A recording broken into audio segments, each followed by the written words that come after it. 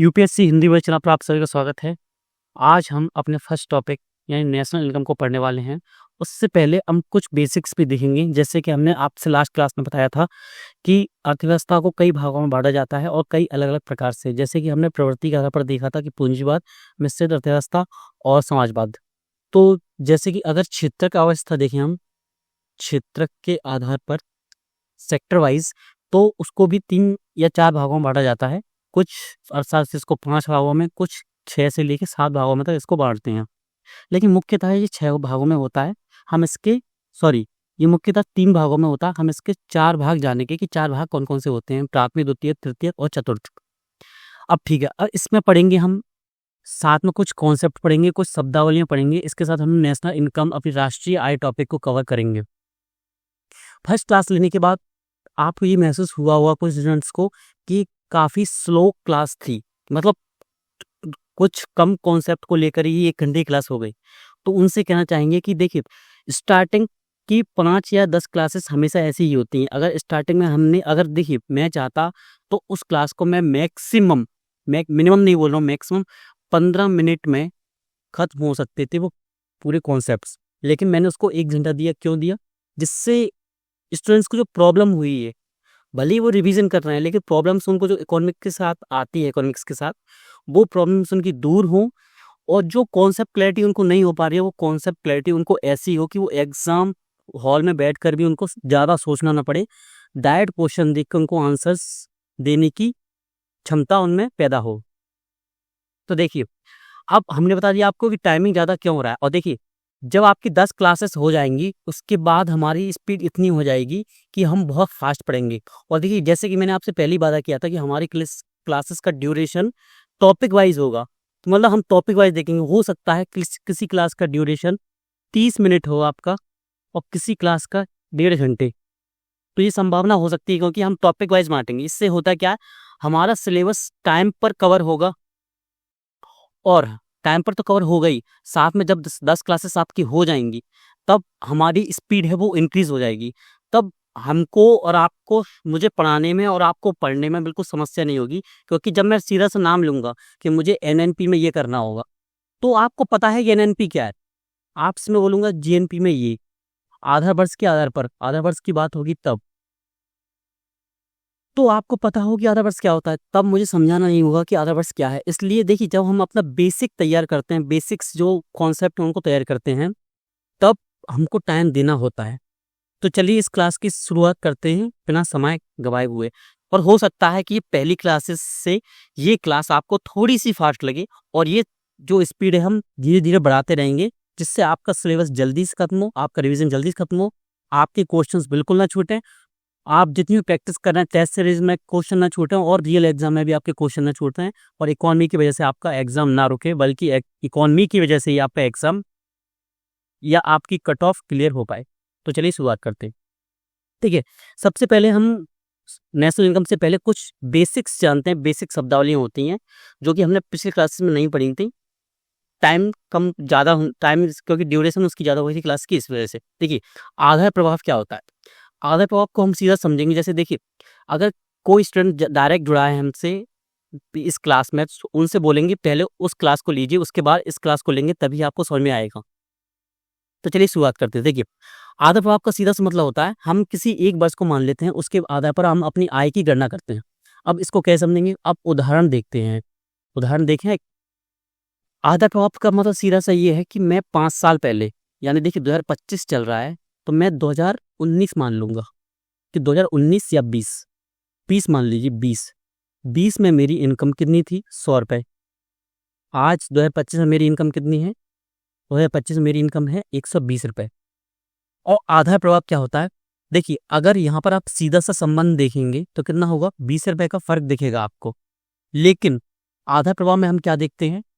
आधार वर्ष जो होता है, इससे हम तुलना करते हैं अपने वर्तमान वर्ष की, कि हमने कितनी वृद्धि की और कितनी हमारी किस चीज़ में हानि हुई, किस चीज़ में हम पीछे गए, किस चीज़ में हम आगे गए। आधार वर्ष का मतलब सीधा सा ये होता है। जैसे कि वर्तमान में 2011-12 आधार वर्ष है नेशनल इनकम के लिए। अब इसमें इसको लाने का जो लाभ है या जो उद्देश्य था, वो क्या था? वो ये था कि मान लीजिए कि मैं 2023 में 100 रुपये ही कमा रहा था, मान लीजिए 100 रुपये कमा रहा था, और 2025 में मेरी सैलरी हो गई 120 रुपये। तो आपको सीधा सा मतलब दिख रहा हो यहाँ पे कि मुझे 20 रुपये में मैंने वृद्धि की है, मैं 20 रुपये एक्स्ट्रा कमाने लगा। लेकिन यहाँ पे सोचने की बात ये है, तो आप सीधा से क्या मतलब आप 20% फायदे में हैं, लेकिन मैं 20% फायदे में नहीं हूँ। क्यों नहीं? अब देखते हैं। 2023 में अगर मैं 100 रुपये की चॉकलेट लेता तो मुझे 100 चॉकलेट्स मिल जाती, लेकिन हो क्या रहा है, वर्तमान में अगर मैं 2025 में उन चॉकलेट्स को लूं तो मुझे उसके लिए 120 रुपये खर्च करना पड़ेंगी। यानी सीधा सा मतलब क्या है, उस टाइम पे मेरी सैलरी 100 रुपये थी या मेरी इनकम 100 थी, लेकिन चॉकलेट्स मेरे को 100 ही मिल रही थी। आज मेरी सैलरी बढ़ गई है, 20 रुपये का फायदा हुआ है, लेकिन क्या हुआ, इन्फ्लेशन बढ़ गया, यानी महंगाई बढ़ गई। महंगाई से क्या हुआ, वो 20 चॉकलेट एक्स्ट्रा ले रहे हैं, मुझे 20 रुपये और खर्च करने पड़ेंगे, यानी 120 रुपये खर्च करने पड़ेंगे मुझे 100 चॉकलेट्स के लिए। तो यहाँ पर अगर हम वृद्धि देखेंगे, अगर रियल देखेंगे तो क्या हुआ, 0% की वृद्धि हुई है मेरी इनकम में, क्योंकि मेरा खर्चा भी बढ़ गया महंगाई के कारण। तो उस आधार प्रभाव को देखने के लिए हम क्या करते हैं, आधार वर्ष रखते हैं। आधार वर्ष क्यों रखते हैं, हम डायरेक्ट भी देख सकते हैं।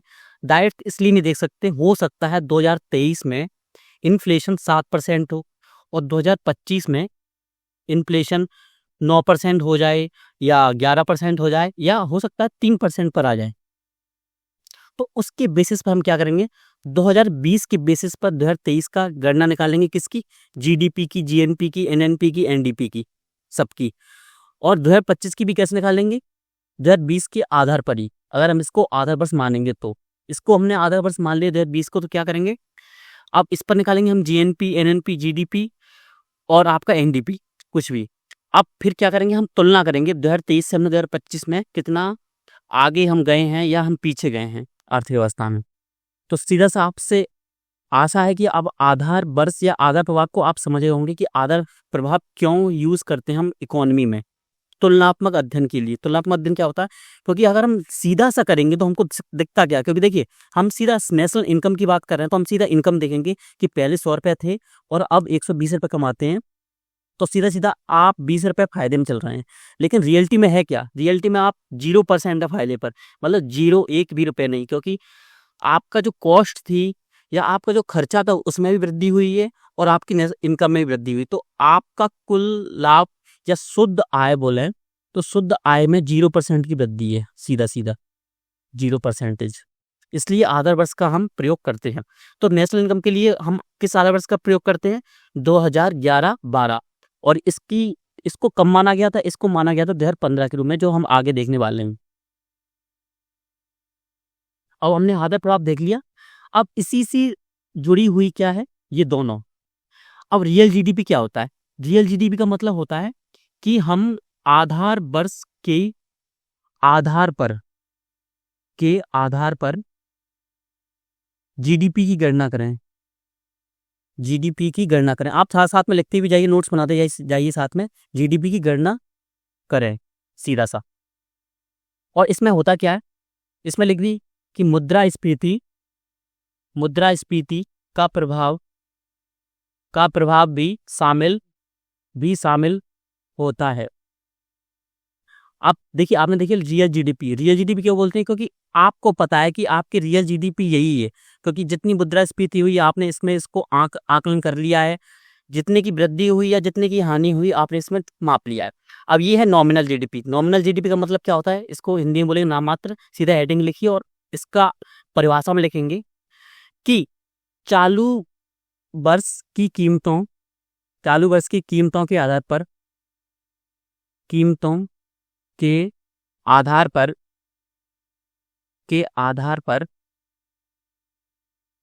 जीडीपी का आकलन करना।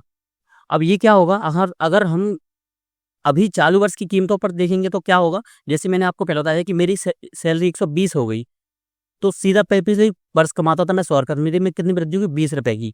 ये कितना हो गया, नामात्र, क्योंकि मैं आज के परिप्रेक्ष्य में देखूं तो ये 20 रुपये की वृद्धि हुई है। लेकिन अगर मैं आधा वर्ष पर देखूं तो क्या होगा कि मेरी कॉस्ट बढ़ गई थी, मेरी कितनी है, 0% वृद्धि हुई। ये हम एग्जाम्पल लेकर चल रहे हैं साथ में।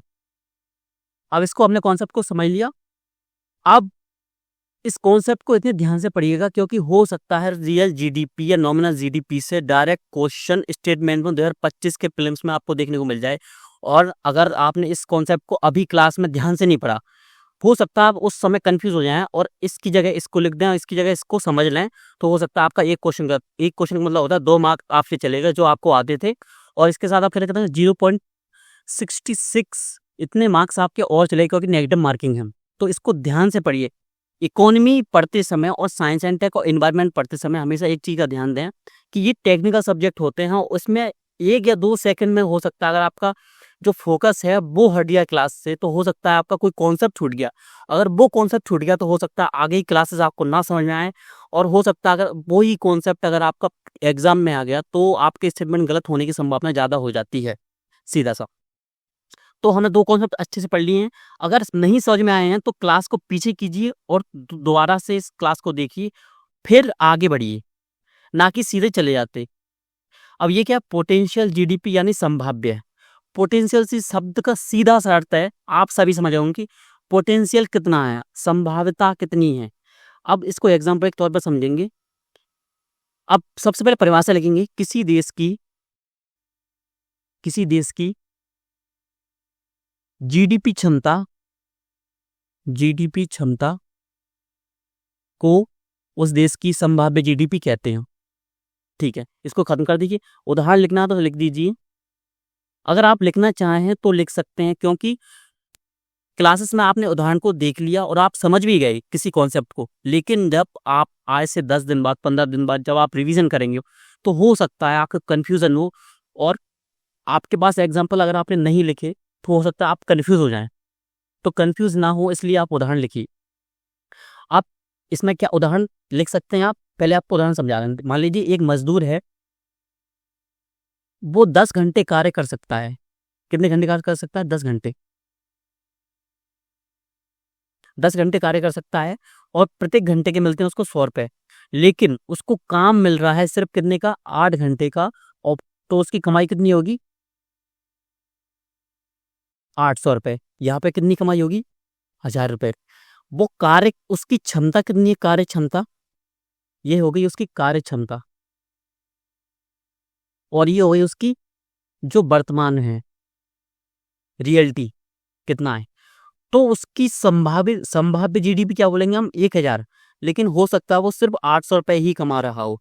यानी देश में जीडीपी उत्पन्न करने की क्षमता कितनी है? 2 लाख करोड़, लेकिन हो सकता है आपकी सिर्फ 1 लाख करोड़ ही हो। तो ये संभावना क्या पर होती है? संभावना कैसे मापते हैं कि आपके पास इतने सोर्स हैं, संसाधन हैं, आपके पास कार्यबल है, आपके पास श्रमिक हैं, ऐसे आपके पास इतना कौशल है, लेकिन वो यूज नहीं हो रहा है सही से। तो आशा करते हैं आप सभी कॉन्सेप्ट को अच्छे से समझे होंगे। अब अपने नेक्स्ट कॉन्सेप्ट या टॉपिक पर चलते हैं। देखिए, नेशनल इनकम से पर जाने से पहले हम सीधा सा इसको पढ़ेंगे। अब इसमें क्या है? हाँ, ये है राष्ट्रीय आय। सीधा से नेशनल इनकम को पढ़ने वाले हैं हम। राष्ट्रीय आय की गणना कौन करता है? सबने पढ़ा है एनएसओ। अब सबसे पहले ये देखेंगे एनएसओ आया कहाँ से। हो सकता है इससे क्वेश्चन ना बने, और मुझे संभावना लग रही है इससे क्वेश्चन नहीं बनेगा, क्योंकि ये वाला जो पार्ट है इससे क्वेश्चन नहीं बनेगा। हो सकता है क्वेश्चन यहाँ से बन जाए, सिर्फ यहाँ से, लेकिन यहाँ पर आने के लिए हमको देखना पड़ेगा सीढ़ियों को कि स्टार्टिंग कहाँ से हुई थी। तो सीधा सा हम चलते हैं और देखते हैं जल्दी जल्दी। देखिए, इसका इतिहास देखें तो क्या है, 1951 सीएसआई बनाया गया था। जब देश आज़ाद हुआ उसके जस्ट बाद 1951 सीएसआई की स्थापना की। ये क्या था? केंद्रीय सांख्यिकी संस्थान, जो कि क्या था? मंत्रिमंडलीय सचिवालय के अंतर्गत आता था। साथ साथ में आप लिखते जाइए कि अंतर्गत आता था। अब सिर्फ 3 साल बाद ये क्या हुआ, इनका मूड चेंज हुआ, कुछ प्रॉब्लम्स आई, तो उन्होंने क्या किया, इसका नाम बदल के क्या कर दिया गया? सीएसओ। पहले सीएसआई था, आई मतलब इंस्टीट्यूशन, अब ओ का मतलब क्या हो गया? ऑर्गेनाइजेशन, केंद्रीय सांख्यिकी संगठन। अब इसको क्या किया गया, जो पहले मंत्रिमंडलीय सचिवालय के अंतर्गत आता था उसको अब योजना आयोग के अंतर्गत कर दिया गया। अब बहुत सालों बाद, यानी जब सरकार चेंज हुई, अब जो आपके सामने उपस्थित थी, क्या 2015 में जब नीति आयोग की स्थापना की गई, नीति आयोग का गठन किया गया और योजना आयोग को बंद कर दिया गया। तो उस समय क्या किया गया? सीएसओ बना दिया गया इसको। लेकिन आप बोलेंगे सीएसओ तो पहले से था, पहले ये संगठन था, अब ये कार्यालय बना दिया गया। केंद्रीय सांख्यिकी कार्यालय। अब आप ये पूछेंगे कि संस्थान, संगठन और कार्यालय में अंतर क्या है? अभी सिर्फ इतना सा पढ़ लीजिए, क्योंकि अगर हम डीप में जाएंगे तो हो सकता है क्लास की ड्यूरेशन ज़्यादा बढ़ जाए। अगर आपको इसको समझना है तो आप कमेंट कर दीजिए, नेक्स्ट क्लास में या किसी मैसेज के माध्यम से टेलीग्राम पर हम इसका कॉन्सेप्ट व्यू डाल देंगे, उससे आपको इसमें अंडरस्टैंडिंग हो जाएगी कि संस्थान, संगठन और कार्यालय में अंतर क्या होता है, जिस वजह से इनके नाम चेंज किए गए और हर वर्ष इनको ये नाम दिए गए। अब हमारे लिए जरूरी क्या है, 2015 और 19 वाला। अब ये किसके अंतर्गत आ गया था? सांख्यिकी एवं कार्यालय कार्यक्रम मंत्रालय के अंतर्गत आ गया था। अब 2019 की बात है, क्या किया गया, जो सीएसओ था इसको एनएसएसओ में मर्ज कर दिया गया। अब ये मर्ज क्या था? ये पहले से 2015 में ये बनाया गया था राष्ट्रीय प्रतिदर्श सर्वेक्षण संगठन, जो कि राष्ट्रीय प्रतिदर्श सर्वेक्षण कार्यालय के अंतर्गत आता था, यानी सांख्यिकी एवं कार्यक्रम मंत्रालय के अंतर्गत आता था पहले। ये जब सीएसओ बनाया गया 2015 में, उसी के साथ ही बनाया गया था इसको अलग रूप में 2015 में, किसको? राष्ट्रीय प्रतिदर्श सर्वेक्षण संगठन। अब दोनों को मर्ज कर दिया गया, किसको? सीएसओ और एनएसएसओ। तो आपके लिए सिर्फ की पॉइंट्स याद करने की चीज यही है कि सीएसओ और एनएसएसओ को मर्ज करके क्या बना दिया गया? एनएसओ। सीधा सा आपके लिए सिर्फ इंपोर्टेंट जो थिंग्स हैं वो यही चीजें हैं सिर्फ। इसको एक बार हाईलाइट करना आपके लिए, सिर्फ 19 वाला, 15 वाला, और सिर्फ इसको याद कर लीजिए। पीपीटी आपको टेलीग्राम पर उपलब्ध हो जाएगी। अब चलते हैं नेक्स्ट। अब नेक्स्ट ये क्वेश्चन पूछा जा चुका है पहले भी पीवाईक्यूज में, आप देखेंगे ध्यान से तो आपको पीवाईक्यूज में देखने को मिल जाएगा। और रही 2025 की बात, 2025 के प्रीलिम्स में इसकी आने की संभावना होती है। अब देखिए, पहले बात कर लेते हैं हम बिल्कुल कॉन्सेप्ट्स की, फिर बात करेंगे क्वेश्चंस के ऊपर। क्वेश्चंस के ऊपर देखें तो एनएसओ के प्रमुख कार्य होते हैं। सबसे पहले तो मुख्य कार्य उनका राष्ट्रीय आय और जीडीपी के आंकड़े तैयार करना, जो कि उनका प्रमुख कार्य होता है। किसका? एनएसओ कार्य। विभिन्न विभिन्न सामाजिक आर्थिक सर्वेक्षण, बहुत सारे सर्वेक्षण हैं जो एनएसओ आप उपलब्ध कराता है, जैसे परिवार की आय और व्यय, बेरोजगारी दर, जनसंख्या संबंधित आंकड़े, नीति निर्माण के लिए सरकार को आंकड़े प्रदान करना। क्योंकि देखिए, जब आंकड़े एनएसओ प्रदान करेगा तभी सरकार उससे संबंधित योजनाएं बनाती हैं, तभी उससे संबंधित जो बजट है वो पारित होता है, और तभी वो एग्जीक्यूट होती हैं, तभी हमको वो सुविधाएं मिल पाती हैं जो योजनाओं का उद्देश्य था। सांख्यिकी गुणवत्ता और मानकों को बनाए रखना, किसके आधार पर कौन सा बजट बनाना है? सांख्यिकी। तो बजट से मतलब है इसका सीधा मानकों को बनाए रखना। अब देखिए, ये तो हो गए मुख्यतः ये कार्य। अब इन कार्यों को क्या करना है? सिर्फ देख के छोड़ना नहीं है, इनको याद भी करना है, ध्यान से करना है। और सबसे इनसे भी ज्यादा महत्वपूर्ण क्या है? एनएसओ के द्वारा जारी की गई प्रमुख रिपोर्ट्स। एनएसओ, आप समझ गए एनएसओ क्या है? एनएसओ क्या है? राष्ट्रीय प्रतिदर्श सर्वेक्षण जो कार्यालय था, अभी कार्यालय बन गया क्या? एनएसओ, सीधा सा।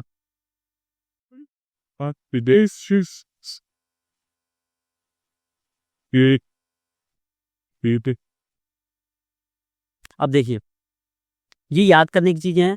हो सकता है 2025 में, अब ये मत बोलिएगा कि सर आप हर बार ये बोलते हैं कि 2025 में ये क्वेश्चन आ सकता है। संभावना होती है, क्योंकि देखिए हमने आपको लास्ट क्लास में बताया था, पहली क्लासेस में अपनी, कि इकोनॉमी में क्वेश्चन बनते हैं इजी, मॉडरेट और थोड़े टफ। तो ये इजी सेक्शन में तो नहीं आएगा, ये आएगा आपको मॉडरेट सेक्शन में, क्योंकि आप यूपीएससी कभी डायरेक्ट क्वेश्चन नहीं पूछता। हो सकता है एनएसओ का क्वेश्चन वो डायरेक्ट पूछ ले कि एनएसओ द्वारा जारी गई रिपोर्ट्स में से कौन सी रिपोर्ट्स नहीं है या है, तो वो अलग अलग संस्थान के अलग अलग रिपोर्ट्स को डाल दे, बीच में से इनमें से कोई सी भी रिपोर्ट का नाम लिख दे, तो आप कंफ्यूज ना हो, इसलिए एनएसओ के द्वारा जारी गई प्रमुख रिपोर्ट्स को यहाँ पर लिख लीजिए। इसके द्वारा जारी गई अन्य रिपोर्ट्स भी हैं, लेकिन हमने उनमें से कुछ चुनिंदा रिपोर्ट्स जो कि बहुत महत्वपूर्ण हैं और करंट अफेयर्स में थी, इसलिए उनको आपके सामने उपस्थित कर दिया है। तो देखिए, राष्ट्रीय आय और जीडीपी की रिपोर्ट, कंज्यूमर सीपीआई, रोजगार और बेरोजगारी सर्वेक्षण और महंगाई दर, इस सभी कॉन्सेप्ट और इन सभी पॉइंट्स को अच्छे से याद करना है आपको। जैसे कि हमने पहले बोला था कि यूपीएससी की जर्नी में आपको, जब स्ट्रेटजी की वीडियो बनाई था हमने बताया था, यूपीएससी की जर्नी में आपको कॉन्सेप्ट को समझना ही पड़ेगा और आपको याद भी करना पड़ेगा। कुछ चीज़ों को याद करना होता है, जैसे कि हिस्ट्री। अब क्वेश्चन की बात होती है, अगर एनएसओ के कार्य में इनसे संबंधित अन्य पॉइंट्स भी आ जाएं और वो किसी चीज को स्पेसिफिक ना दर्शाते हों। स्पेसिफिक कैसे होता है कि प्रधानमंत्री के अंतर्गत ये सर्वेक्षण करता है, तो ये स्पेसिफिक हो गया कि प्रधानमंत्री के बारे में बात कर दी। अगर वो बोले कि परिवारों से संबंधित किसी भी रिपोर्ट का ये दे दे कि परिवार संबंधित इसका भी सर्वेक्षण करता है, तो संभावना होगी कि वो पॉइंट सही हो। अगर वो इस कार्यों में भी नहीं है तो संभावना उसकी हो जाती है सही। अब ये सही गलत कैसे होता है? ये होता है कि या तो वो एक्सट्रीम वो बना दे, क्या स्टेटमेंट, एक्सट्रीम क्या होती है, बहुत सारे फैक्ट्स डाल दे उसमें कि ये और स्पेसिफिक इस मंत्रिमंडलीय सचिवालय के अंतर्गत, तो वो हो जाएगा गलत, वो फैक्ट, वो स्टेटमेंट गलत हो जाएगा। अगर वो सीधा सा बोले कि जनसांख्यिकी लाभांश के लिए एनएसओ कार्य करता है, तो होगा वो क्या सही, बिल्कुल। तो आपको समझना होगा कि क्रिटिकल और एक्सट्रीम स्टेटमेंट क्या होते हैं। इसको जब हम अपनी एलिमिनेशन टेक्निक्स वाली क्लासेस लाएंगे, 10 हो सकता है 5 से 6 क्लासेस में खत्म हो जाए। अगर आपकी डिमांड होगी तो उनको 11 से 12 क्लासेस में खींच देंगे। क्या होंगे 11 से 12 क्लासेस में? 3-4 क्लासेस में हम सीखेंगे ये होता क्या है, इसको यूज कैसे करना है, और 5 से 6 क्लासेस में हम इसको प्रैक्टिस करेंगे सीधा सा। तो अभी सिर्फ आप इसको याद कर लीजिए, क्वेश्चन को कैसे सॉल्व करना है वो हम इस प्लेलिस्ट में या इन क्लासेस की जो जब आएंगी तो उनमें देखेंगे।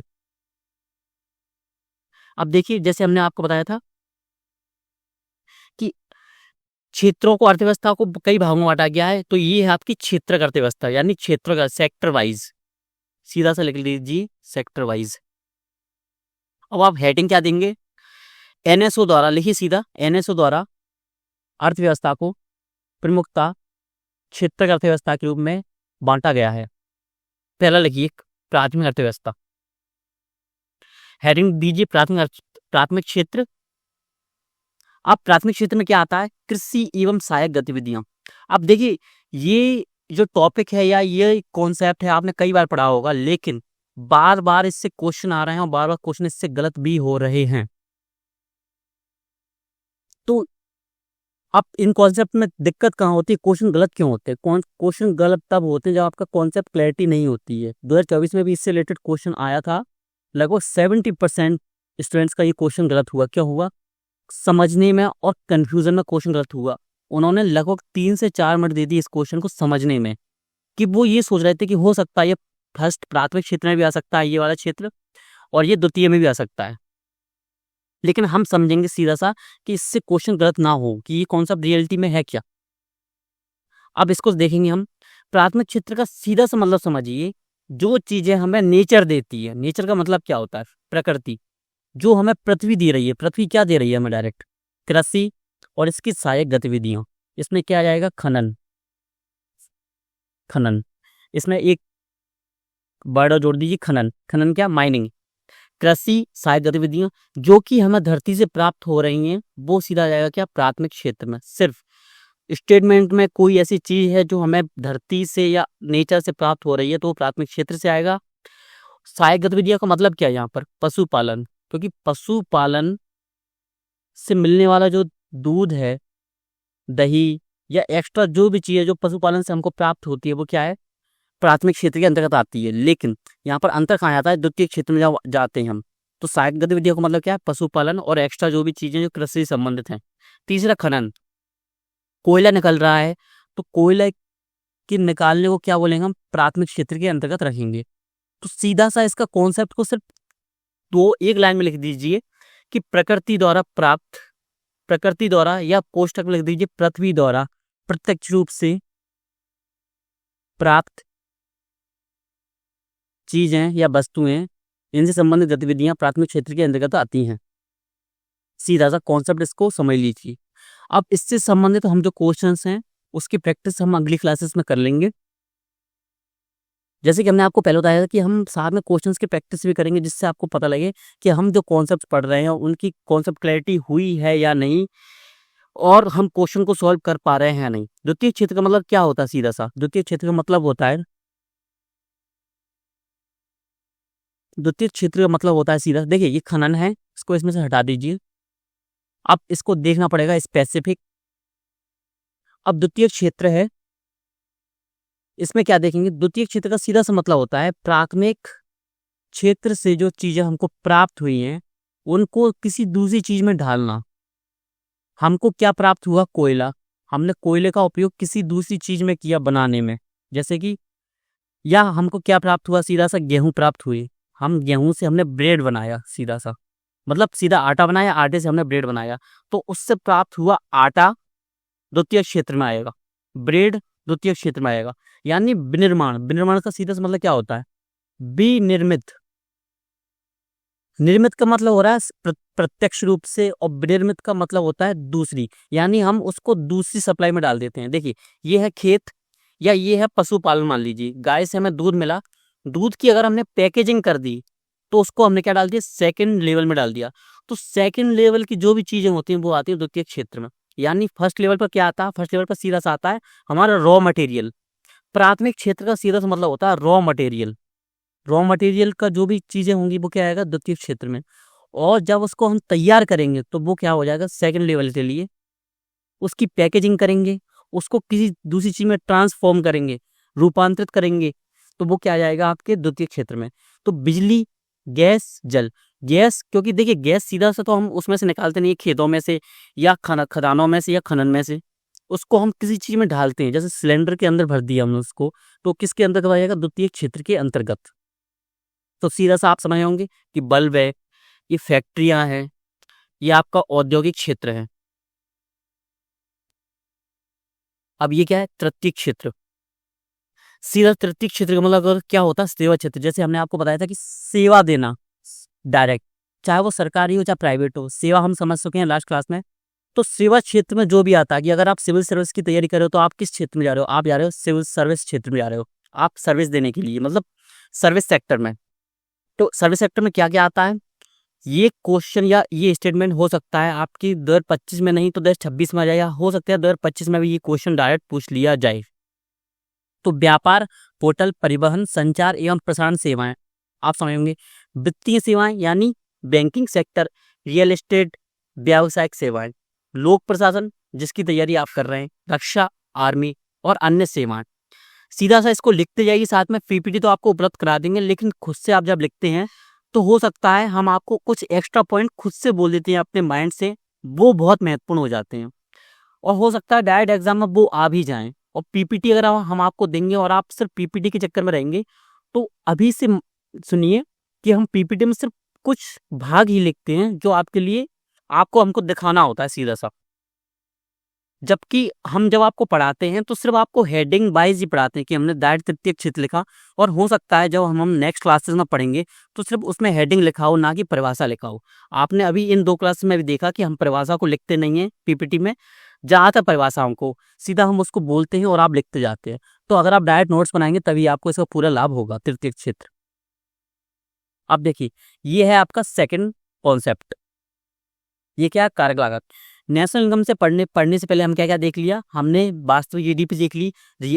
वास्तविक जीडीपी, आपकी नाम मात्र जीडीपी यानी nominal, real GDP, potential GDP, और आपका आधार वर्ष देख लिया। अब उसके बाद क्या देख लिया हमने? एनएसओ देख लिया। एनएसओ क्या है, कौन सा संगठन है, कौन सा संस्थान है, कौन सा ऑफिस है, ये देख लिया। इसकी स्थापना कैसी हुई, इसका इतिहास क्या था, ये भी देख लिया। इसके कार्य क्या है, इसके द्वारा जारी गए रिपोर्ट्स या इंडेक्स क्या है, और एनएसओ ने सेक्टर वाइज अर्थव्यवस्था को कैसे बांटा है, इसके अंतर्गत क्या क्या आता है, सीधा सा। इससे रिलेटेड जो भी क्वेश्चंस होंगे उनकी प्रैक्टिस हम करेंगे नेक्स्ट क्लास में, या हो सकता है हम ऐसा किया करें, अगर आप कमेंट कर दें जैसा भी हो, जैसा आप चाहें वैसा कर सकते हैं आप, या तो हम क्लास में साथ में किया करें, लेकिन इससे हुआ क्या? क्लासेस की ड्यूरेशन बढ़ जाया करेंगे। अगर हम चाहें तो स्पेसिफिक क्लास रख सकते हैं। कैसे? कि हमने 5 क्लासेस को कंप्लीट किया, एक क्लास में आपका क्या डाउट क्लास रख लिया करेंगे। 5 क्लासेस की कमेंट में जितने भी आपके डाउट्स आया करेंगे कि किसी क्लासेस से या किसी कॉन्सेप्ट से रिलेटेड आपको कोई डाउट है, तो आप उस क्लास की यूट्यूब में कमेंट की सेक्शन में जाकर आप डाउट को डाल सकते हैं। भले ही आपके 10 डाउट्स हों, 50 डाउट्स हों, तो आप डाल दीजिए सीधा सीधा करके कि सीधा सर मुझे इन कॉन्सेप्ट में समस्या हो रही है, उन कॉन्सेप्ट का सीधा सा नाम, कि जीडीपी डाल दीजिए, जीएनपी, आधार वर्ष। तो अगर आप 10 भी डाल देंगे तो हम जो 6वीं क्लास होगी, यानी आपकी जो डाउट क्लास होगी, उसमें आपको पूरी सॉल्व करके दे देंगे। और जो हमारी 7वीं क्लासेस होगी, क्योंकि जब आप डाउट क्लियर हो जाएंगे तब आप क्वेश्चन सॉल्व करने की क्षमता में आ जाएंगे। आप में पोटेंशियल होगा कि आप उन क्वेश्चन को सॉल्व कर सकें। तो 7वीं क्लासेस में हम क्या किया करेंगे, हमने 0-1 से लेकर 0-5 तक क्लासेस में जो भी पढ़ा उन सभी से रिलेटेड PYQ जो पूछी जा चुकी हैं उन क्वेश्चंस की प्रैक्टिस करेंगे यूपीएससी वालों की। तो ठीक है, हम आगे चलते हैं। देखिए इसमें यूपीएससी से हम सीएससी तो देखेंगे, सिविल सर्विस एग्जाम वाले। जैसे कि आपने देखा होगा PYQ वो जैसे CISF है यूपीएससी का वो, और CDS और CAPF इनसे क्वेश्चंस को डायरेक्ट कॉपी किया है कई बार यूपीएससी एग्जाम में, 2023 में भी, जो अब 24 में भी, 22 में भी, 21 में भी। तो इन क्वेश्चंस को भी हम देख लेंगे इसी क्लास में। अब हम कॉन्सेप्ट पढ़ेंगे कारक लागत क्या होती है, जो कि नेशनल इनकम के लिए बहुत महत्वपूर्ण होने वाली है। कारक लागत को अच्छे से पढ़िए, आपका फोकस इधर उधर नहीं होना चाहिए इस टाइम पर। तो देखिए हम अब इसकी शुरुआत करते हैं। तो चलिए इसकी स्टार्टिंग करते हैं। अगर आपको लगता है कि आप यहाँ पर आपकी जो कैपेबिलिटी है या आपकी जो क्षमता है वहाँ पर कम हो गई क्लास लेने में, क्लास को रोकिए, 5 मिनट का ब्रेक लीजिए और फिर क्लास को पढ़ना शुरू कर दीजिए। लेकिन देखिए अगर मैं आपसे अपेक्षा रखता हूँ कि मैक्सिमम या मिनिमम 2 घंटे तक यूपीएससी स्टूडेंट को इतनी क्षमता होना चाहिए कि वो लगातार 2 घंटे तक कंसिस्टेंट होकर, फोकस होकर क्लास को ले सके और एक एक कॉन्सेप्ट पर अपनी कड़ी नजर गड़ाए रखे। अब चलते हैं कारक लागत पर। कारक लागत क्या होती है, सीधा सा इसको एग्जाम्पल तौर पर ही समझते हैं हम। किसी वस्तु, आप लिख सकते हैं इसको परिभाषा को, किसी वस्तु के निर्माण पर लगने वाली लागत में लाभ जोड़कर कारक लागत को प्राप्त किया जाता है। यहाँ पर मतलब सीधा सा मतलब क्या है, कुल लागत। मतलब देखिए मैं एक क्या बना रहा हूँ, ब्रेड का पैकेट बना रहा हूँ, ब्रेड का पैकेट। हम एक ही एग्जाम्पल को रखेंगे तो क्या होगा, इसका आसानी होगी किसी भी कॉन्सेप्ट को समझने में, क्योंकि हमने पहली क्लास में भी इसी उदाहरण को लिया था और इस क्लास में भी हम इसी उदाहरण का उपयोग कर रहे हैं। तो ब्रेड का पैकेट का यूज करेंगे तो क्या होगा, देखिए मेरा इसमें खर्चा कितना हो गया, मैंने कम से कम 20 रुपए का आटा लिया, 2-3 रुपए मुझे मशीनों में लग गए। इसकी जो मशीन है मेरे पास उसका कॉस्ट आ गया 3 रुपए, यानी बिजली का बिल और भी चीज़ें होती हैं वो। और मुझे 1 रुपये किस में आ गया, इन 3 रुपये में से 2 रुपये तो आ गया बिजली बिल, 1 रुपये क्या हो गया, मेरी मशीनों का जो ह्रास होता है, जो डेप्रिसिएशन होता है वो, कि उनमें घिसावट आ गई मशीनों में। तो 2 रुपये मुझे क्या लग गया, ऑयल डालने में। अब 5 रुपये दिए मैंने मजदूरों को, तो कितना हो गया ये, 20, 3, 5, सीधा से क्या हो गया, 28 रुपये। अब ये 28 सीधा क्या है, आपकी लागत है, कारक लागत नहीं है, सिर्फ लागत है। अब इस लागत में अगर आप लाभ जोड़ते हैं, कि देखिए अगर मैं ब्रेड बना रहा हूं बेचने के लिए तो मेरा सीधा सा उद्देश्य एक ही है, लाभ कमाना। अगर मेरा लाभ नहीं होगा तो मैं ये कार्य करूंगा ही क्यों, सीधा सा मतलब है। तो आप इसमें लाभ भी जोड़ेंगे, तो लाभ जोड़ेंगे तो क्या होगा, कारक लागत प्लस लाभ, तो बराबर क्या हो जाएगी, कारक लागत। अब कारक लागत को कहाँ यूज करते हैं आप, उत्पादन के साधनों पर।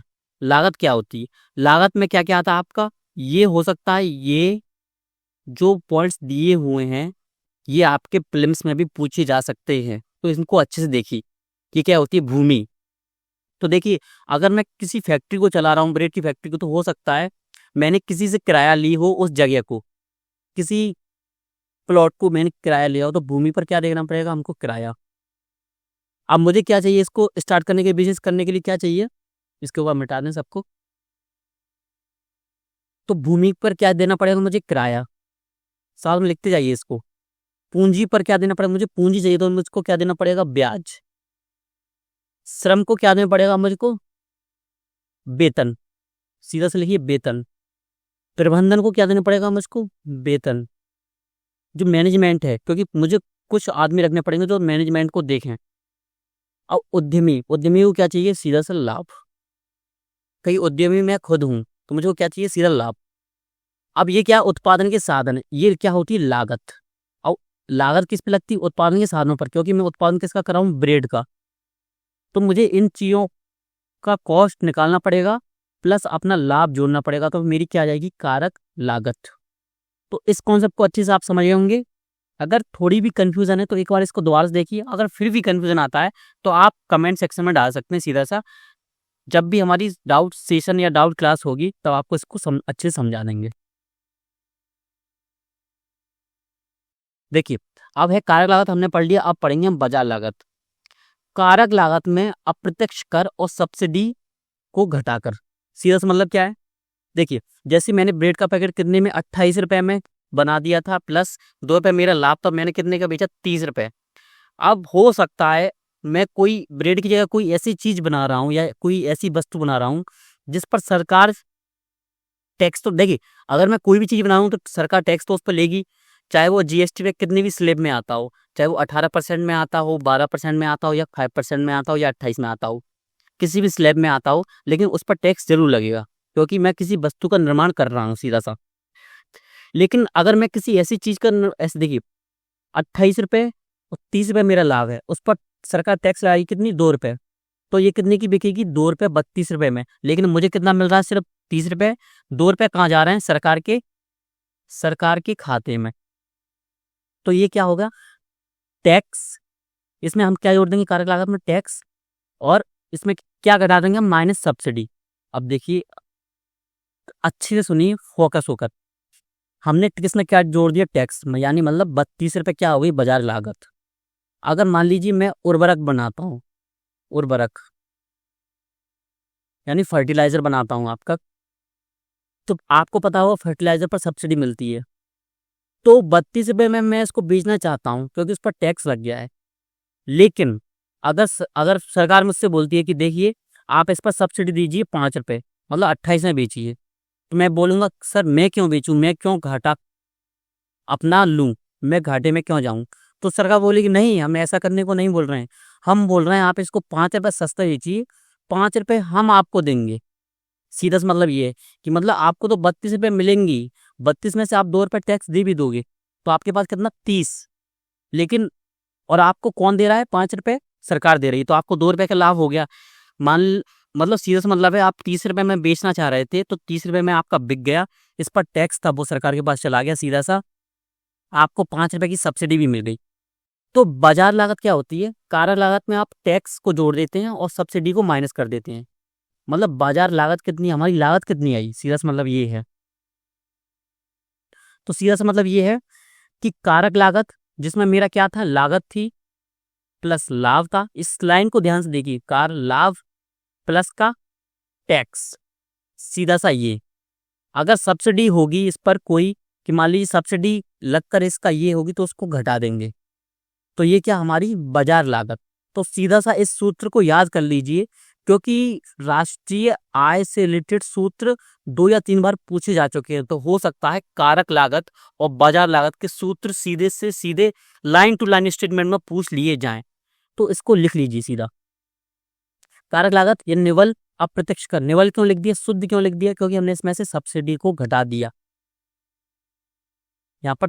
ठीक है, आपका आधा वर्ष हमने आपको बता दिया कि वर्ष भर मुद्रास्फीति के उतार चढ़ाव के आधार पर जो कि न्यूनतम हो। अब देखिए आधा वर्ष में एक समझने की चीज और क्या है, अब आप ये बोलेंगे कि सर 2011-12 को ही क्यों चुना, और संभावना तो ये भी है ना, और संभावना क्या होता ही है कि पूरे वर्ष एक ही मतलब 7% यानी मुद्रास्फीति है मानने के लिए, हमको नहीं पता 2011-12 में कितनी थी, हम मान लेते 7% था, तो ये नहीं होगा कि 1 जनवरी से लेकर 31 दिसंबर तक 7% ही रही होगी। इसमें भी परिवर्तन हुआ होगा कि 7% से 3% पर गई होगी, फिर लौट कर 8% या 9% पहुंच गई होगी, या 6 पॉइंट कुछ परसेंट में पहुंच गई होगी मुद्रास्फीति। तो क्या देखते हैं मात्रा पर चुनने के वक्त, वर्ष भर मुद्रास्फीति के उतार चढ़ाव के आधार पर जो कि न्यूनतम हो, न्यूनतम कब पहुंची थी, मान लीजिए जुलाई में पहुंच गई, वो कितनी, 4.5, इससे नीचे वो उस वर्ष नहीं गई। तो हम मानकर चलेंगे जब भी हम अपनी क्या निकालते हैं, राष्ट्रीय आय, जैसे हमने क्या निकालता, रियल जीडीपी, तो रियल जीडीपी हम कैसे निकालेंगे, अपनी उस 4.5% की मुद्रास्फीति के आधार पर ही निकालेंगे। आप सभी समझ गए होंगे। अब देखिए इकोनॉमी में आप एक ट्रेंड देखेंगे या एक प्रवृत्ति देखेंगे सीधा सीधा सा, कि एक कॉन्सेप्ट हमेशा दूसरे कॉन्सेप्ट से हमेशा लिंक होता है। अगर आपका एक कॉन्सेप्ट क्लियर नहीं है तो दूसरे कॉन्सेप्ट आपको समझ ही नहीं आएंगे। तो हमारे पढ़ाने का तरीका ही यही है कि सबसे पहले सीढ़ियाँ होती है ना, ये सीढ़ियाँ होती हैं, तो ऐसे पढ़ा जाए इसको, पहले यहाँ पर, फिर यहाँ, फिर यहाँ, फिर यहाँ, फिर यहाँ। आपको डायरेक्ट अगर हम ये पढ़ाएंगे तो आपको समझ में ही नहीं आएगा कि ये कॉन्सेप्ट है क्या। अब सीधा चलते हैं हम किस पे, नेशनल इनकम पर। आपको लग सकता है हम थोड़ा फास्ट चल रहे हैं, तो आप क्लास को थोड़ा स्लो देख सकते हैं, या आपको कोई कॉन्सेप्ट समझ में नहीं आता। देखिए, स्पीड हम अब हमेशा इतनी रखती है कि किसी स्टूडेंट को अगर वो फोकस होकर पढ़ रहा है तो उसको आसानी से समझ में आ जाए। लेकिन तब भी आपको फास्ट लग रहा हो तो आप क्लास की जो स्पीड है उसको कम कर सकते हैं, या किसी कॉन्सेप्ट में आपको समस्या आ रही है तो उस कॉन्सेप्ट को आप दोबारा देख सकते हैं। फिर भी हमने आपको बता दिया कि आपको कोई प्रॉब्लम होती है तो आप उसको कमेंट के माध्यम से हमको बता सकते हैं। अब देखिए, राष्ट्रीय आय की गणना कैसे करते हैं। सबसे जो जिसका आप इंतजार कर रहे थे, आपका इंतजार हुआ समाप्त। राष्ट्रीय आय की गणना कैसे करते हैं। राष्ट्रीय आय से रिलेटेड हमने आपसे कॉन्सेप्ट पढ़े लिए हैं कि हमने क्या पढ़ा था आपको, जीडीपी, जीएनपी, एनएनपी और एनडीपी। अब राष्ट्रीय आय हम किसको मानेंगे, किसको हम मानेंगे, सीधा सीधा किसको, एनएनपी को। एनएनपी क्यों मानेंगे, क्योंकि देखिए जीडीपी जब आप मानते हैं तो उसमें क्या आता है, विदेशियों की आय भी आती है जो हमारे भारत के अंदर हैं, और उससे बाहर क्या हो जाता है, जीडीपी से बाहर हो जाता है कि विदेश में रहने वाले जो भारतीय कमा रहे हैं उसकी आय हम नहीं जोड़ते हैं जीडीपी में। अभी भी आपको कोई डाउट हो तो सबसे पहले आप पहली क्लास लीजिए, तब आपको समझ में आएगा जीडीपी क्या होता है। अब जीएनपी क्यों नहीं होते हैं, समस्या वही है। हमने एनएन सॉरी एनएनपी क्यों लिया, एनडीपी क्यों नहीं लिया। एनडीपी इसलिए लिया क्योंकि हम उसमें से क्या हटाएंगे, डेप्रिसिएशन, यानी जो ह्रास हुआ है, जो खर्चा हुआ है, जो कॉस्ट हुई है उसको भी तो हटाएंगे। तो हमको शुद्ध चाहिए। शुद्ध का मतलब क्या होता है, निवल। निवल राष्ट्रीय आय, निवल राष्ट्रीय आय। तो ये होती है हमारी राष्ट्रीय आय, मतलब एनएनपी। ये क्वेश्चन पीवाईक्यू में पूछा जा चुका है 2009 या 10 के आसपास, सीधा सीधा सा। उस समय इसका आंसर अलग था, आज इसका आंसर अलग है। आगे जानेंगे कैसे। देखिए अब देखिए, हमने राष्ट्रीय आय को देख लिया कि राष्ट्रीय आय है क्या, एनएनपी है, सीधा सा एनएनपी। एनएनपी आपको पता है, लास्ट क्लास में हमने पढ़ लिया था। और राष्ट्रीय आय की गणना कैसे करेंगे, साइमन कुजनेट्स या कुजनेट्स अलग अलग आता है, क्योंकि इंग्लिश में नाम होते हैं तो हिंदी में जब ट्रांसलेट करते हैं तो नाम अलग हो सकता है, थोड़ा बहुत अंतर हो सकता है। अब ये अर्थशास्त्री थे, इन्होंने बताए थे कुछ मेथड्स, कुछ सूत्र बताए थे। इन्होंने क्या बताया, उपभोग विधि। ये क्वेश्चन पीवाईक्यू पूछा जा चुका है सीधा सीधा पीवाईक्यू में, तो इसको अच्छे से देखिए। उपभोग विधि, उपभोग का मतलब क्या होता है, हम किसके आधार पर मापेंगे कि आप कितना खर्चा कर रहे हैं, सीधा सीधा सा, कि देश में कितना खर्चा हो रहा है उसके आधार पर मापेंगे कि हम राष्ट्रीय आय कितनी है, सीधा सा ये है। अब ये क्या है, इस सूत्र को सीधा सीधा सा याद कर लीजिए, हो सकता है इससे संबंधित क्वेश्चन आ जाए, या क्योंकि पीवाईक्यू पूछा जा चुका है तो क्वेश्चन आने की संभावना बढ़ जाती है। तो सी का मतलब क्या है, उपभोग, हम कितना उपभोग कर रहे हैं। एस का मतलब क्या है, सीधा सा बचत। अब बचत कर रहे हैं तो बचत हम किस लिए करते हैं, उस बचत को हम क्या करेंगे, निवेश करेंगे या खर्च करेंगे। तो या क्यों लिखा है यहाँ पर कि हम इसको बचत भी लिख सकते हैं, यानी एस भी लिख सकते हैं और आई भी लिख सकते हैं। जब क्वेश्चन पूछा था यूपीएससी ने था, उसने सूत्र दिया था सही, मतलब जो सही आंसर था उसमें लिखा था सी प्लस आई प्लस का जी प्लस का एक्स माइनस एम। तो यहाँ पे हमने क्या लिखा, एस या आई, तो आई भी लिख सकते हैं आप, तो यहाँ पर टी की जगह जी भी लिख सकते हैं। तो हमने समझा दिया कि एस की जगह आई क्यों लिख सकते हैं, क्योंकि जब हम बचत कर रहे हैं किसी पैसों की तो हम किस लिए करते हैं कि भविष्य में उसका इन्वेस्टमेंट कर सकें हम। अब सी समझ गए हम, सी क्या है, उपभोग, हम कितना खर्चा कर रहे हैं। एस का मतलब हम कितनी सेविंग कर रहे हैं या हम कितना निवेश करने वाले हैं या कर रहे हैं। टी का मतलब सीधा से क्या है, टैक्स। टैक्स कब देते हैं हम, जब व्यय करते हैं, जब हम खर्चा करते हैं, हम किसी चीज को जब हम खरीदते हैं तो हम उसको, किसी भी चीज पर हम मान लीजिए आप एक छोटा सा बिस्किट का पैकेट भी खरीदेंगे तो आप उस पर टैक्स देते हैं। तो यहाँ पर टैक्स लिख लीजिए या खर्चा, सीधा सा। अब एक्स प्लस में क्या जोड़ देंगे, इसमें एक्स माइनस एम। एक्स क्या है, निर्यात, हमारा देश मान लीजिए कितने का निर्यात कर रहा है, 1000 रुपए का, और आयात कितने का कर रहा है, 800 रुपए का। तो हमारी टोटल वैल्यू कितनी हो जाएगी, 200 रुपए। 200 रुपए का हमें कितना है, लाभ है। लेकिन अगर आप रियलिटी में देखेंगे इंडिया का, तो इंडिया आयात बहुत कर रहा है निर्यात की तुलना में। मतलब अभी व्यापार घाटा चल रहा है। इसको क्या बोलते हैं, व्यापार घाटा। व्यापार घाटे का सीधा सा मतलब क्या होता है, आप निर्यात कम कर रहे हैं और आयात ज्यादा कर रहे हैं। सीधा सा मतलब क्या है, मान लीजिए अब एग्जाम्पल के तौर पर समझते हैं इसको, कि देखिए मैं और मेरा दोस्त हैं, हम दो दोस्त हैं। मैं क्या करता हूँ, इसको 100 रुपए देता हूँ और इससे कोई चीज़ खरीद लेता हूँ, कोई भी वस्तु। मान लीजिए इसकी दुकान है चॉकलेट की, तो मैं इससे 100 रुपए की चॉकलेट्स ले लेता हूँ और ले लेता हूँ। अब मेरी दुकान है किसकी, फलों की। ये आता है सिर्फ 80 रुपए के फल लेता है, 80 रुपए के फल लेता है। तो टोटल मुझ पर कितना है, मैं अभी -20 रुपए चल रहा हूँ। मतलब मेरे पास 100 रुपए थे, मैंने 100 रुपए खर्च कर दिए, और मुझको लास्ट टाइम वैल्यू कितनी है, मेरे पास 80, और इसके पास वैल्यू कितनी थी, 80, और ये कितने पर पहुंच गया है, 100। तो मैं घाटे में हूँ, व्यापार घाटे में, मतलब मैं -20 में हूँ। सीधा सा ऐसे समझ लीजिए। अब इसी परिप्रेक्ष्य को देश में डाल दीजिए कि मैं निर्यात कम कर रहा हूँ और आयात ज्यादा कर रहा हूँ। निर्यात आयात पर लगभग 5 से 6 क्वेश्चन पूछे गए हैं यूपीएससी में। अब इनको सॉल्व कैसे करना था, इस क्लासेस में हम 1-2 क्वेश्चंस देखेंगे सॉल्व करके, और बाकी हम जो क्लास लेंगे अपनी 6वीं क्लास या 7वीं क्लास, उस अच्छे से क्वेश्चन को सॉल्व करेंगे, एक एक क्वेश्चन को मेथड के साथ, एलिमिनेशन टेक्निक्स के साथ, और नॉलेज के साथ। नॉलेज आपको हम दे रहे हैं अभी, और टेक्निक्स हम आपको सिखाएंगे साथ में ही।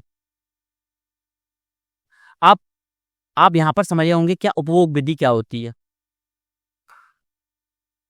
अब सेकंड है आय विधि। इसने 3 विधियां बताई थी, एक ये हो गई सेकंड। तीसरी विधि हम नेक्स्ट स्लाइड में देखेंगे। फर्स्ट तो हुई कि देखिए इसके आधार पर माप लीजिए। सेकंड है उत्पादन की प्रक्रिया में शामिल सभी कारकों की आय का योग। आय विधि का आय मतलब कितनी इनकम हो रही है, जैसे कि हमने बताया था आपको, कितने क्या जीबी बताया था। तो जीबी क्या था कि कारक क्या होते हैं, कारकों का मतलब क्या है कि मान लीजिए जैसे हमने आपको बताया था किसान है, किसान इसको क्या देता है, चक्की, आटे चक्की वाले को गेहूं देता है, अपना बेच देता है। आटा चक्की वाले ब्रेड की फैक्ट्री को देता है, फिर ब्रेड की फैक्ट्री किसी दुकान वाले को या रिटेलर को दे देता है सीधा सा। अब ये देता है कितना, 20 रुपए में, ये देता है 25 में, ये देता है 30 में। तो यहाँ पर 5 रुपए जो आय हो रही है इसको जोड़ेंगे, और यहाँ पर 20 रुपए। लेकिन यहाँ पर एक चीज ध्यान देने की जरूरत है कि किसान का जो आय है वो 20 रुपए तो है, लेकिन इसकी कॉस्ट भी तो आई थी। जब इसने खेती की तो उसमें खर्चा आया, लेकिन आय कितनी है इसकी, 20 रुपए। तो आप यहाँ समझ होंगी, 5 रुपए इसने कमाया, 5 रुपए इसने कमाया, ये लाभ। तो यहाँ पर हम लाभ को चुन लेंगे, ऐसे कि 5 रुपए इसने कमाया, 5 रुपए से। तो आय विधि उत्पादन की प्रक्रिया, ये क्या है, ये पूरी उत्पादन की प्रक्रिया है। इसमें हमने सभी शामिल कारकों को भी देख लिया। कारक क्या है, किसान, हमने क्या चक्की में निकाला, फिर उसकी पैकेजिंग की ब्रेड के रूप में, पहले ब्रेड बनाया, फिर उसकी पैकेजिंग की, फिर उसको हमने दुकान पर दे दिया। तो ये हो गए कारक। अब इन पर होने वाली आय हमने चुन लिया कि 5 रुपए देख ली, 5 रुपए इसने कमाए, 5 पैसे कमाए, इन सभी का योग यानी कितने का हो गया, ये टोटल कितने का हो गया, 20 रुपए यहाँ, 5 यहाँ, 5 यहाँ, 5 यहाँ, यानी 20 रुपए में कितने जोड़ देंगे, 15 रुपए, यानी 35। टोटल 35 की आय हो गई इन सभी की। अब नेक्स्ट चलते हैं क्या, उत्पाद विधि। हमने आपको जीबीए पढ़ाया था। उत्पादन के सभी स्तर पर मूल्य वर्धन को जोड़ा जाता है। अब आय स्तर में हो सकता है कि आप सीधा सा क्या जोड़ें, सीधा से क्या जोड़ें कि जब हमको लाभ हो रहा था कि आप जोड़ें कि 20 रुपए तो देखिए किसान ने कमाया, 25 रुपए कमाया किसने, आटे चक्की वाले ने, 30 रुपए कमाया किसने, ब्रेड की जो फैक्ट्री वाला है वो, और 35 रुपए कमाया किसने, जो रिटेलर था, जो दुकान विक्रेता था, जो दुकानदार था वो। तो हो सकता है सबकी आय आपको ज्यादा लगे, लेकिन ये क्या है, ये छदम आय है। सीधा सीधा सा ये छदम आय मतलब क्या है, सिर्फ दिखने वाली आय है, क्योंकि इनका खर्चा भी तो आया था। इसलिए आय विधि को हम नेशनल इनकम में यूज नहीं करते। वर्तमान में भारत में हम आय विधि को यूज नहीं करते, इस मेथड का हम यूज नहीं करते। अब ये क्या है, उत्पाद विधि। उत्पादन के सभी स्तर पर मूल्य वर्धन को जोड़ा जाता है। जैसे कि पहले हम बताया कि इसको 5 रुपए यहाँ पे जोड़ लिया, 5 रुपए यहाँ जोड़ लिया, 5 रुपए यहाँ। तो हमने सभी स्तर पर जोड़ा। जब किसान का हम जोड़ेंगे तो उसकी कॉस्ट घटा देंगे। कॉस्ट कितने, मान लीजिए 10 रुपए आई, इसको 10 रुपए का लाभ हुआ, तो 10, 5 15, 5 20, 5 25, तो 25 रुपए का सीधा सीधा सा लाभ हुआ, मतलब आय हुई आपकी। तो उत्पाद विधि, उत्पादन के सभी स्तर पर मूल्य वर्धन को जोड़ा जाता है। मूल्य वर्धन का सीधा सा मतलब क्या होता है? Value added. तो इसका सीधा सा मतलब क्या है? जीवीए। जिन्होंने लास्ट टॉप क्लास में जीवीए को अच्छे से पढ़ा है उनको समझ में आ गया होगा कि ये विधि कौन सी है। तो 3 विधि साइमन कुजनेट्स ने बताई थी। ये क्वेश्चन पूछा जा सकता है, बिल्कुल पूछा जा सकता है। क्वेश्चन में ये डालकर कि साइमन कुजनेट्स ने कौन कौन सी विधि बताई थी, और स्पेसिफिक एक विधि के बारे में भी पूछा जा सकता है, और यूपीएससी पीवाईक्यू में पूछा जा चुका है।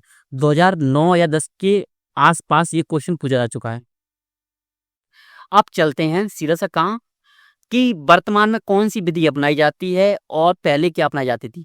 अब ऐसा नहीं, प्रणब सेन समिति ने बोला कि देखिए 2015 में, मतलब पहले ही बोल दिया था, इसने बोल दिया था 2008-9 के टाइम पर बोला था कि भाई चेंज कर लो, तुम्हारी राष्ट्रीय आय की जो मेथड है वो सही नहीं है, क्योंकि अंतर्राष्ट्रीय लेवल पर अलग मेथड अपना रहे हैं और आप अलग मेथड अपना रहे हो। इससे होता क्या है, इससे ये अविश्वास पैदा होता है कि आपकी राष्ट्रीय आय जो बता रहे हैं कि आप 30 रुपये कमा रहे हैं, तो हमको विश्वास नहीं होता है कि आप 30 रुपये रियलिटी में कमा रहे हो या नहीं कमा रहे हो।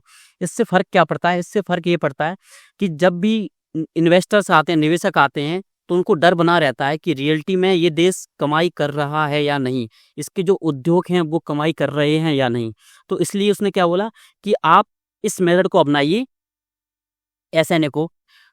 तो 2015 में एसएनए मेथड को हमने अपनाया,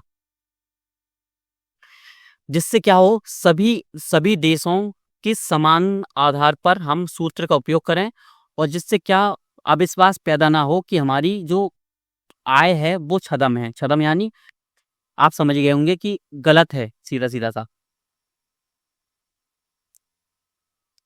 अब प्रणब सेन समिति ने इसकी सिफारिश की थी, तो इसको ध्यान दीजिए, प्रणब सेन समिति याद कर लीजिए इसको, हो सकता है वो क्वेश्चन पूछे। और देखिए इस पर मेंस में क्वेश्चन पूछा जा चुका है। क्या पूछा जा चुका है कि 2015 के बाद राष्ट्रीय आय की गणना में क्या क्या परिवर्तन हुए हैं मूलभूत आधार पर।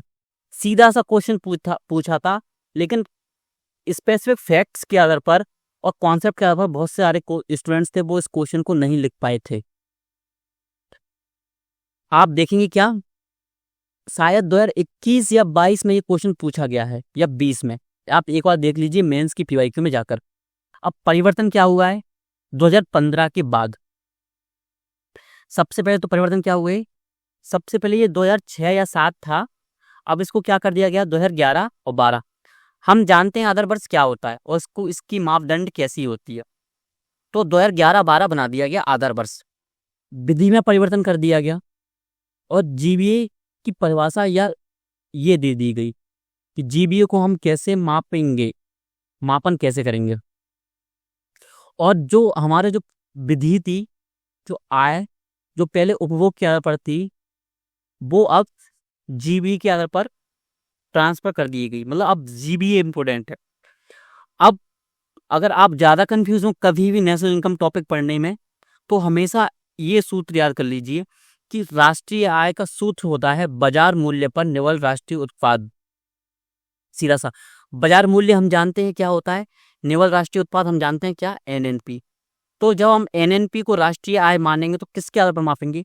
तो 2 मेथड होते हैं हमारे पास, क्या, कारक लागत और क्या, बाजार मूल्य, मार्केट कॉस्ट या मार्केट वैल्यू होगा यहाँ पर, मार्केट वैल्यू। तो बाजार मूल्य या बाजार लागत ही बोल सकते हैं आप इसको, यहाँ पर बाजार लागत लिख दीजिए। तो 2015 से पहले हम कारक लागत पर एनएनपी को मापते थे, ये क्वेश्चन पूछा जा चुका है।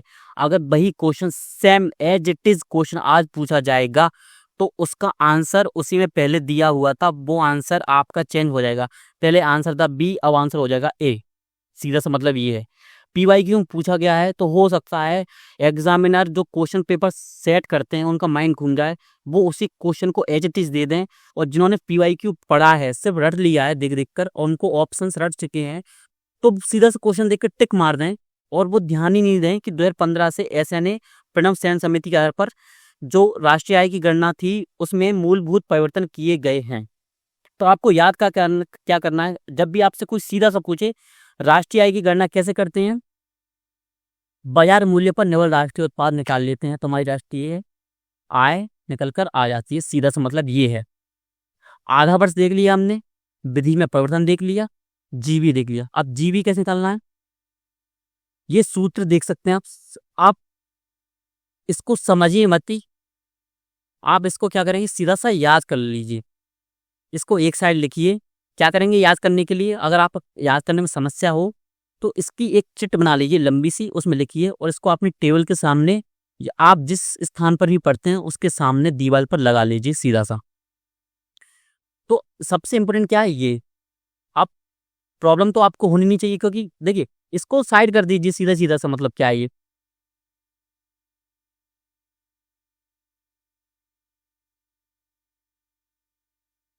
सीधा सा। अगर इसका हम रिवीजन करें तो क्या है, राष्ट्रीय आय की गणना, इसको आपको याद किस माइंडसेट से करना कि साइमन कोनियर्स एक अर्थशास्त्री था, उसने 3 चीज बताई कि भाई अगर आपको राष्ट्रीय आय की गणना करनी है तो ऐसे कर सकते हो। ये 3 मेथड है, 3 मेथड आपने देख लिए। अब आप करते क्या है खुद से, तो 2015 वाले ही पढ़ेंगे आप तो 2015 के बाद क्या करते हैं हम, आधा वर्ष हम 2011 वाला रखते हैं। विधि में परिवर्तन क्या कर दिया गया, पहले क्या था, हम कारक लागत पर 2015 से पहले कारक लागत पर निव्वल राष्ट्रीय उत्पाद निकालते थे, जो कि अब क्या करते हैं, हम बाजार मूल्य पर निव्वल राष्ट्रीय उत्पाद निकालते हैं। जीबी क्या है, जीबी हम पहले पढ़ चुके हैं सीधा सीधा सा। तो इसमें आपको समझने में कोई समस्या होनी नहीं चाहिए, क्योंकि आपके जो मूलभूत जो सूत्र है वो यही है। आपने बार बार नेशनल इनकम पढ़ा होगा, आपको बार बार कंफ्यूजन हुआ होगा। कंफ्यूजन हुआ क्यों, क्योंकि इसमें सूत्र ज़्यादा हैं। सूत्र ज़्यादा क्यों हो गए, क्योंकि साइमन कुजनेट्स को भी हमको पढ़ना पड़ता है, क्योंकि इससे रिलेटेड क्वेश्चन भी पूछा गया है। पहले हम उपभोग विधि का यूज़ करते थे, वर्तमान में हम जीवीए का यूज़ करते हैं। हमने उपभोग विधि पढ़ ली है क्या, हमने आय विधि भी पढ़ ली है, हमने जीवीए भी पढ़ लिया है। जीबीए की बेसिक प्राइस का जो सूत्र होता है वो ये होता है, इसको सीधा सा याद कर लीजिए। हो सकता है सूत्र को डायरेक्ट क्वेश्चन में दे दे, क्योंकि पहले वो विधि पूछी जा चुकी है, तो संभावना हो जाती है कि वो कोर एरिया को लेकर, थीम एरिया को लेकर डायरेक्ट क्वेश्चन पूछ ले। आपने रणनीति वीडियो देखी इकोनॉमी की, तो आपको पता ही होगा कि थीम और कोर एरिया से क्वेश्चन कैसे पूछे जाते हैं। अब देखिए आप जीडीपी कैसे निकालेंगे, ये सिग्मा है आपका, ये जीबीए उत्पाद कर सब्सिडी। अब इस सिग्मा का साइन क्यों आया, जीडीपी आप जानते हैं, जीबीए भी आप जानते हैं, उत्पाद कर यानी टैक्स क्या लग रहा है, और माइनस क्या कर देंगे, सब्सिडी माइनस कर देंगे, सब जानते हैं। अब आपको सिग्मा का मतलब क्या है, जीबीए का सीधा सा मतलब होता है सभी क्षेत्रों से संबंधित मूल्यवर्धन। यानी अगर हम किसी स्पेसिफिक क्षेत्र की बात करें, मान ले उद्योगों का जीवीए है, तो हम इसमें सिग्मा का साइन नहीं लगाएंगे। सिग्मा का साइन इसलिए लगाया कि संपूर्ण देश की आर्थिक गतिविधियों में जीवीए, तो उसका साइन क्या है, संपूर्ण देश का साइन क्या है, सिग्मा। तो सबसे इंपॉर्टेंट क्या है सूत्र, एक ये है, तीसरा ये है, और चौथा आपका किसका है, ये। तो 4 सूत्र आपको महत्वपूर्ण से याद करने हैं। सबसे ज्यादा महत्वपूर्ण तो है क्या, राष्ट्रीय आय पढ़ने में वो है बाजार मूल्य पर निव्वल राष्ट्रीय उत्पाद, एनएनपी। आपको पता ही है कि एनएनपी होता क्या है। अब इसमें एक चीज और याद कर लीजिए, 2015 के बाद क्या किया गया है, 2015 से पहले नगर निगम और स्टॉक ब्रोकर्स की आय को इसमें सम्मिलित नहीं किया जाता था, किसमें, जीडीपी में। लेकिन 2015 के बाद नगर निगम की जो आय है, नगर निगम आप सभी जानते हैं, और स्टॉक ब्रोकर्स क्या है, जो स्टॉक मार्केट, जो शेयर मार्केट में जो कमाई करते हैं, जो लोग जो शेयर मार्केट होल्डर होते हैं, शेयर होल्डर होते हैं, उनकी कमाई को भी जीडीपी के अंतर्गत कर दिया गया है। 2015 से पहले इसको आय में, राष्ट्रीय आय में गणना नहीं की जाती थी इसकी। अब कॉन्सेप्ट्स हैं आर्थिक समृद्धि, जो कि राष्ट्रीय आय से ही संबंधित हैं, इसलिए उसको इसी क्लास में हम पढ़ेंगे। पहले टाइम देख लेते हैं हम, कितना टाइम हो गया है, उसके अकॉर्डिंग हम आगे चलें। लगभग एक काम करते हैं, हम इन कॉन्सेप्ट्स को हम अगली क्लासेस में देख लेंगे, क्योंकि हमारी 1 घंटे की लगभग क्लासेस हो चुकी हैं। तो आप सभी का बहुत बहुत धन्यवाद। हमने क्लास के बीच में आपको सभी इंस्ट्रक्शंस दे दिए थे कि आपको करना क्या है। आपको अपने डाउट्स जो भी हैं, आपको क्लास में जो भी कमी लगती है, आपको जिस भी कॉन्सेप्ट में कोई भी प्रॉब्लम हो, तो आप कमेंट में डाल सकते हैं। तो आप सभी का बहुत बहुत धन्यवाद।